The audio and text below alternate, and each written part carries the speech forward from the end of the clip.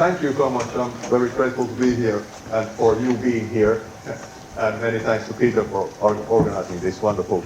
I really love the previous talks. Really good grounding for this final talk here. How not to solve the hard problem of mysticism.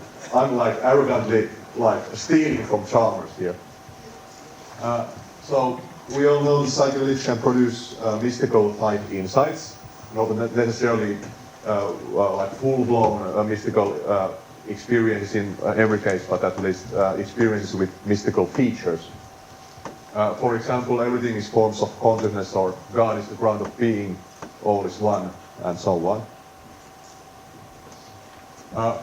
Here is a report from our study where we gather 3 reports to do qualitative analysis on them, to really find out what people are experiencing in their psychedelic experience and how common are these mystical features when people are given the opportunity to report in their own words. Reporting like a kind of dissolution into a unified consciousness field in this case. And here is one from Walter Panke, the physician and theologian. His first LSD experience, white light experience. He doesn't say that it would be something like metaphysical, but it appears so because it's, he calls it absolutely self-validating and something worth staking your life on and putting your trust in. Sounds quite like that he perceives that as real, that white light. But there is a tension in psychedelic science between naturalism and mysticism, one could say. For example, Michael Pollan said or speculated that these kinds of insights just comforting delusions for the sick and dying. And in his book, Letterby called these metaphysical hallucinations, at least in some cases. And Sanders and Zillmans called these, or the whole mystical experience, elephant in the living room of psychedelic science, or spiritual vibe, I think it was used by Carhart, Harris, and Christen in the Rebus paper. But then on the other hand, other scholars consider these as veridical insights about the nature of reality.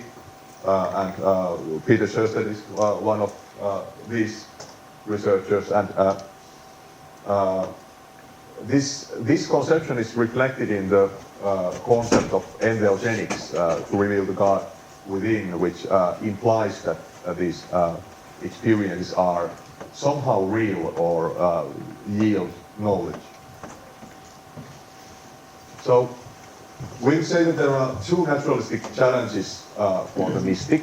The first one is whether the contents of psychedelic metaphysical insights are compatible with what science tells us about the world, or compatible with naturalism, if we start from the premise of naturalism, which I think is a plausible premise. And I have argued that they can be, at least in some cases. Then the second question is what could be the epistemic mechanism underlying these insights, or that would justify these insights and guarantee in some sense that they would be true indeed. And this I call the hard problem, because I find it very difficult to, maybe even impossible to solve. So the hard problem would be how could one's mystical experience yield direct, non-sensory, non-empirical knowledge of reality at large that is beyond one's own consciousness? Like, from the scientific perspective, the mystic doesn't dissolve into the reality at large, and it's just a brain process if you look at it from the outside, like neuroscientifically. But before going there, let's start with the compatibility question, because that's an important part of this. So to answer the compatibility, whether these insights are compatible with naturalism, or the contents of these insights, obviously the insights, the occurrence of the insights are compatible with naturalism, but whether the contents are. So we need to ask, what is naturalism? So traditionally it is taken to compose of 2 components, epistemological and ontological. The ontological is that all is physical, and the epistemological is that our ways of knowing reality should be compatible with science. So regarding the epistemological component, we can take it that naturalism doesn't imply that there couldn't be non-scientific knowledge. Well, that was many negations. Naturalism is compatible with the existence of non-scientific knowledge, but not with the existence of unscientific knowledge.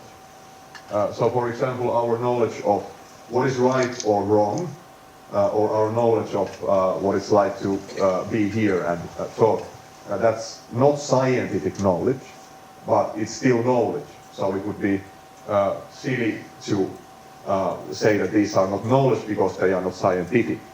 So naturalism allows for non-scientific knowledge. And this Merion acid is just an example of this, what kind of knowledge can one get in, for example, a psychedelic experience, because one cannot, what is it that one cannot infer from science alone by studying the neuroscience of psychedelic experience? So what does one learn when they undergo their own psychedelic experience? So whatever it is that one learns, that's non-scientific knowledge, if that is not given by the neuroscience alone. So we should keep apart what could be called scientistic naturalism and just naturalism. Scientism is the view that there is no knowledge except for scientific knowledge. I think that's, there are of course one should go into the details of different versions of scientism, but I take it that that's an absurd idea. There is other types of knowledge than scientific knowledge of what it's like to be here, for example, knowledge of what is right or wrong and what is pretty and what is ugly and so on. But now to the ontological component, that all is physical. Then we may ask, as was done in the Marta's presentation as well, we need to ask, what is the physical? Arthur Eddington, this is his picture from 1919 of the solar eclipse. He basically provided proof for the theory of relativity, how light bends in gravitational field. Eddington asked what underlies the scientific pointer readings. Like all we have in science is pointer readings or observations, but there is something out there that produces our observations or that moves our pointers. And we don't have access to that something out there. So that's basically mystery. And one can also put this in terms of predictive coding. Chris' talk was like a really excellent introduction to predictive coding, that the world that we perceive is basically a controlled hallucination in our minds. And I think with good reasons we can apply this reasoning to scientific models as well. Scientific models are also models in consciousness. They are models in our minds. They are based on observations, but we don't have access to the hidden causes of the observations. What moves our pointers? That's a mystery. So we can formulate physicalism with a Kantian twist by relying on these ideas. Russellian physicalism is one option defended by Gale and Strawson, for example, which, well, usually Russellian monism or physicalism makes a distinction between intrinsic and extrinsic properties and claims that mind is an intrinsic property that is non-relational and non-structural, and science cannot capture it because science only deals with relational properties, how objects are related to one another, and dispositional structural properties. I think that leads easily to a kind of property dualism, where we have fundamentally two kinds of properties, mental and physical, and then there are all these traditional problems of how do these two types of properties interact if they are ontologically distinct. So we have proposed this naturalistic monism, which is a really simple idea that relies on the distinction between models and the models, like the map and the territory. Basically all we have is models of reality and we don't have access to the model itself. That's the mystery. So it can be illustrated in this way. When we, for example, when a physicist models a helium atom, there is something in the world that produces true measuring devices, observations that the scientist models mathematically and theoretically as the atom, and then they apply that concept to that something. They refer to that something as a helium atom. And the helium atom, in this sense, is a fiction. It's a useful fiction, and I think there are good reasons to believe that it is, in some sense, a correct picture. That's a difficult question, what it means really, but it's still a fiction. It's a model in the mind of a human being. It's not objective truth in any way. And the same can be applied to neural correlates of consciousness and consciousness. Here's a picture of like empty seats. I was like, I was pessimistic how many people would come. I have this experience here of you there in my mind, and if I would now go to your fMRI device, then the researcher would see neural activation patterns, and the researcher would model them as neural correlate of my present consciousness. And in this case, this is really important. I would take it that what is producing these observations in the mind of the scientist, these observations of neural activation, what produces them or moves the pointers is my experience. It's consciousness that underlies the pointer readings, at least in this case. Eddington made this point as well. So this is the naturalistic monistic framework, like generalized then. In the case of the experience, what underlies the pointer readings, you can imagine that you would go into an fMRI device and you would imagine, for example, different colors, and in the monitor of the device there will be different kinds of activation patterns, pattern X for red imagining, pattern Y for blue imagining, and you could basically voluntarily produce different kinds of activation patterns by imagining different kinds of colors. So you would like, that would basically demonstrate how you are, your conscious experience is what produces those meter readings. But then, regarding everything else in nature, neurons, molecules, and so on, we don't have that access, so that's why they are represented as black boxes here. So they are the mystery now. We don't know what it is out there in the world that produces our observations of neurons, molecules, atoms, subatomic particles, and so on. But now here's the twist, because mystic claims to have some kind of access to the fundamental nature of reality, something beyond the individual experience. They claim to have some kind of access to reality at large. How could that be possible? But in any case, regarding compatibility, the intermediate conclusion is that there can be conceptions of reality that are mystical conceptions of reality that are compatible with science, because we can have, for example, we can consider that these are forms of consciousness, what underlies the meter readings. We can say that they are something neutral stuff, or whatever. We can say maybe even that it is some kind of cosmic consciousness. So basically, science is silent about what it is in itself that underlies the readings. Science just, it's observations and models. Science, or the scientific method, doesn't take any ontological conclusions about reality. So that's for the first part. Now the second, more difficult part, the hard problem. How could mystical experience yield knowledge? To repeat, how could one, through their own mystical experience, directly know or become one with the ultimate nature of reality at large, beyond their own brain? The naturalists would say that it's just a process in the brain, like Chris put it well, like dreaming, for example. That sounds, to my ears at least, like highly elegant and plausible, simple explanation for this, for mystical experiences. But that's the problem for the mystic who claims to have knowledge of reality at large. So there are two traditional solutions from like not psychedelic science, but from like study of mysticism. These are from Stanford Encyclopedia Philosophy, basically. So that's why I think these are like general traditional solution attempts. Doxastic practice approach claims that mystical experience can be part of a doxastic practice, that is a socially established, practically rational way to form belief. And then there is the argument from experience, which is based on the thesis that there is analogy between perception and mystical experience, as in, for example, God encounter experience, that there would be the subject, me, perceiving God.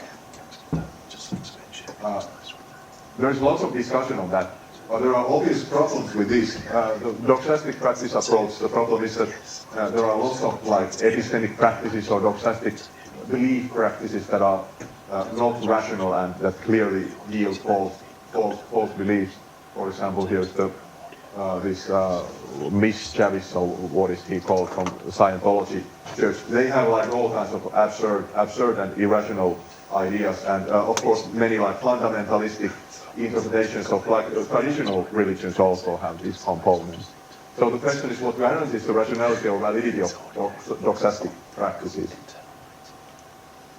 I won't go into detail in this. Then there is a problem with the argument from experience. The main problem, in my view, is that, well, many people have argued that these mystical experiences are not analogous with empirical perception or sense perception. And basically they cannot be, at least in the case of empty consciousness, or so-called like empty or unitary consciousness, where there no longer is a subject and object. There is just some kind of unitary field present. So clearly it cannot be like analogous to sense perception because there is no subject to perceive anything anymore.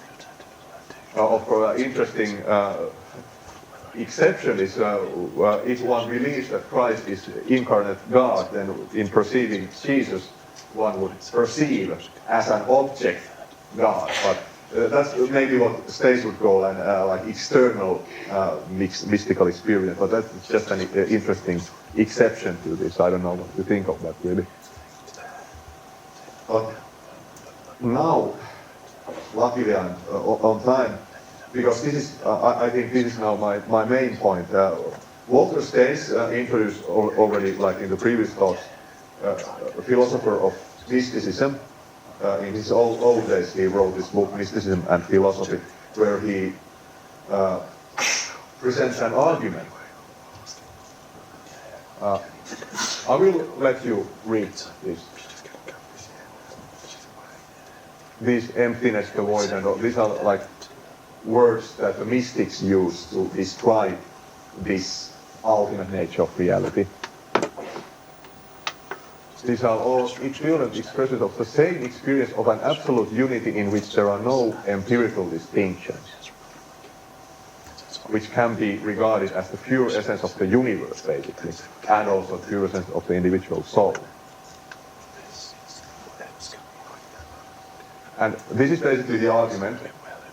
If this kind of, this would be like, he's talking about empty consciousness or pure consciousness, where it means an experience where there is no phenomenal, basically no phenomenal content, no sensory content, no conceptual content.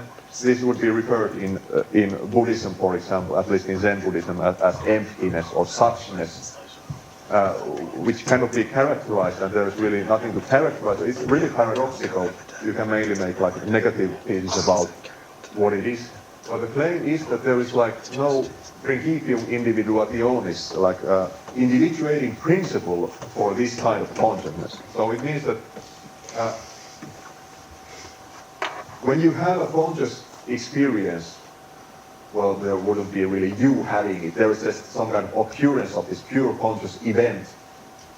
If there is like no content whatsoever, it's like basically formless.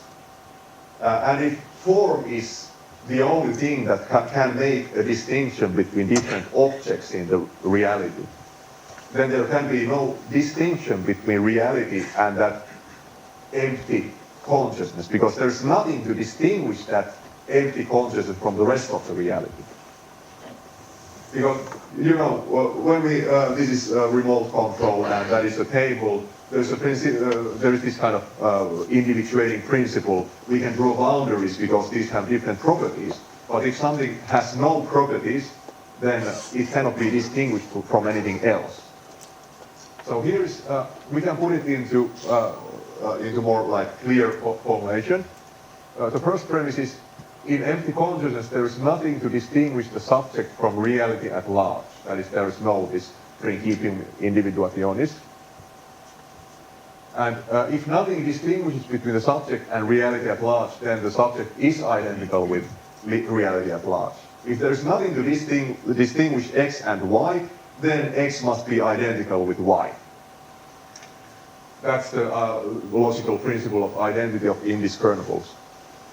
That's plausible. And also, well, the first premise could be questioned because the existence of pure conscious events or empty consciousness, that is debated. And obviously when a person claims to have had it, then they have the conviction that they have had, they have the feeling of knowing. Of course it's problematic. How can you record it even afterwards? How can it leave a memory trace if there is nothing to leave a memory trace? So there's also discussion on this as well. So the conclusion would be that if the premises are true, then in empty consciousness the subject is one with the reality at large. Well, now the problem is that there is a hidden premise between the two premises. And that hidden premise is this, roughly formulated. If something is experienced to be empty, that is without this principium individuationis, then X is, then that something is really empty, or without that individuating principle. So it's a bit same as with Chalmers' argument, where he goes from, well, this would be like, maybe that's a bad analogy, forget about it. But in this premise, one moves from basically epistemology to ontology, or from experience to reality, from the experience of emptiness to real metaphysical emptiness. And that's problematic, at least from the naturalistic perspective. For example, Metzinger writes that in a paper that deals with pure consciousness, pure conscious events, the absence of all empirical content in this empty conscious event could itself be an appearance, and what subjects falsely describe as a contentless phenomenal state could actually carry an abstract form of intentional content.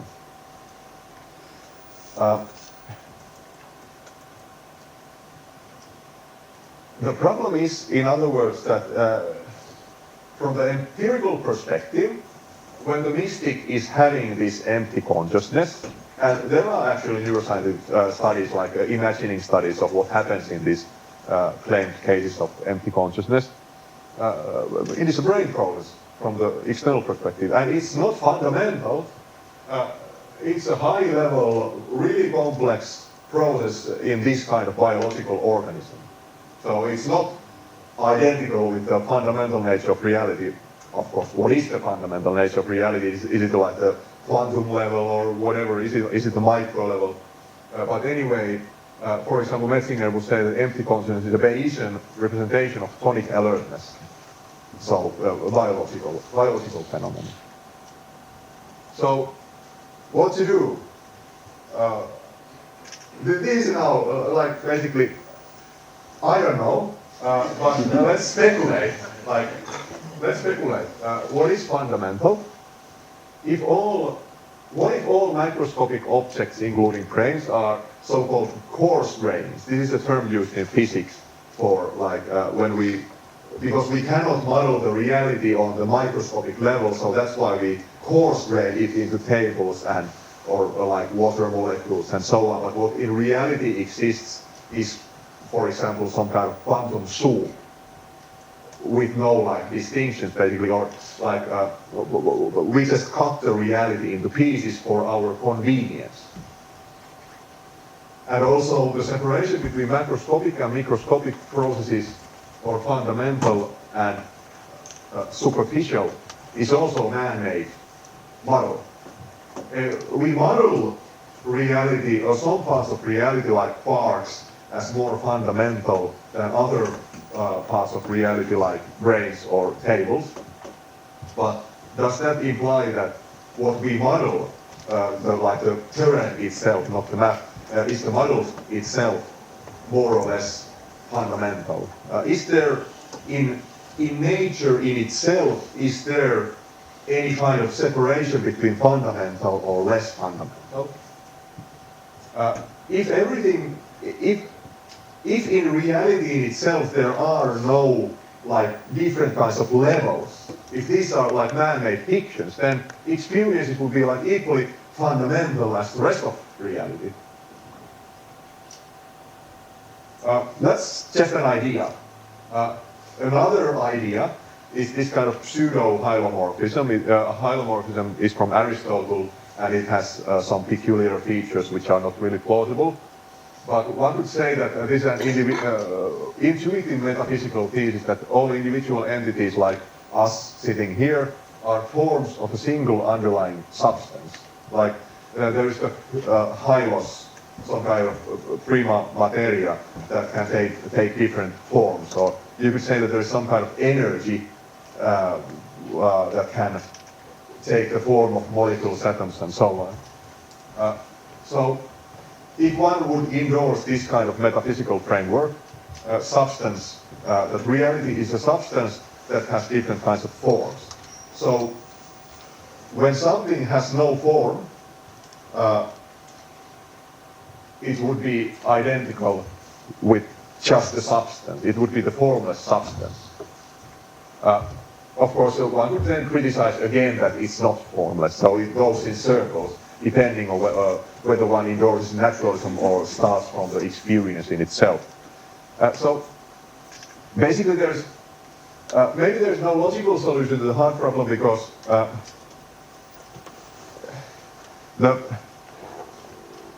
maybe the mystical experience doesn't really like,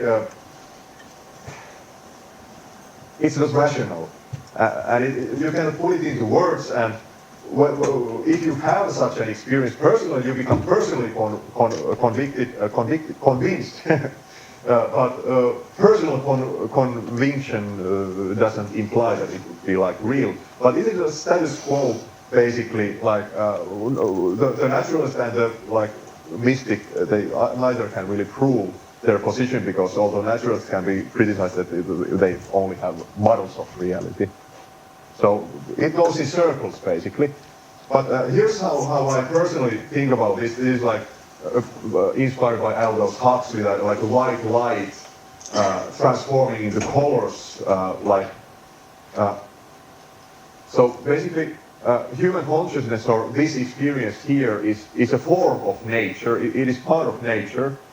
These colors are like all these experiences in my consciousness, and if I imagine helium atoms or Newton's like mechanical laws, equations, and so on, everything is here in this consciousness here, and this consciousness is part of nature at large, which is represented here as the white light.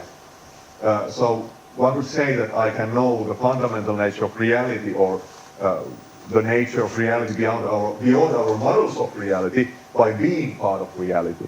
So here's an important point, because Chris, you would probably like object that nevertheless my consciousness is also just a model. But is my consciousness a model if nobody models it as a model?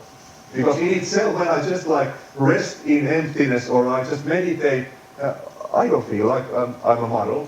It's only someone like Chris would come and say, that's a model. But no, I don't agree. So who is right? I don't know. But basically, we are the ultimate nature of reality, one could say. Like, this is the ultimate nature of reality. I'm not a model. I'm just this process here.